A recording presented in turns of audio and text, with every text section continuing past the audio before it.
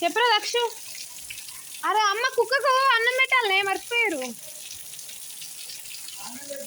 నేను ఇప్పుడే తెద్దాం అనుకున్న ప్లేటు మళ్ళీ వర్షం పడుతుంది. దక్షు బతుకమ్మ తీసుకెళ్తారు వర్షంలో. మా పక్కనే కాబట్టి మేము వెళ్ళొచ్చు ఒక 2 మినిట్స్లో. 2 మినిట్స్ కూడా పట్టాలి, కరెక్ట్ అవుతుంది 1 మినిట్లో. ఆ లైట్ కానీ పెద్ద లైట్ కాడ అయినా ఇప్పుడు అది తీసుకెళ్ళడం కూడా పెద్ద ప్రాబ్లం కానీ మొత్తం నానికి అయిపోతుంది. ఇప్పుడే పట్టుకెళ్తారు అందరు. ఇంకా స్టార్ట్ అయ్యే ముందుకి ఇంత వర్షం.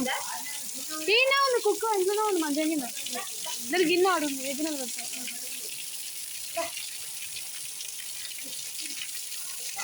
హ్యాపీ బతుకమ్మ. ఇది మా బతుకమ్మ. ఈరోజు ఇంట్లో చూపిస్తాను బతుకమ్మని. ఈరోజు వర్షం పడుతుందని మా డాగ్కి ఇంట్లోనే పెడుతున్నాం మనం. ఇది మా ఫస్ట్ పత్తి ఇల్లు మీన్స్ ఇవన్నీ భయపడకండి సమ్మాను, ఎందుకంటే మొన్ననే పండగ బస్సులన్నీ వినిపెట్టింది మమ్మీ.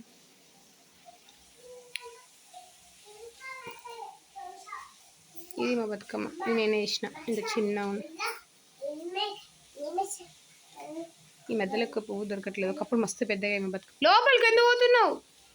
ఈమె బతుకమ్మను 10 సార్లు ముట్టుకుంటుందిరా బాబు, ఆ చిన్న బతుకమ్మను.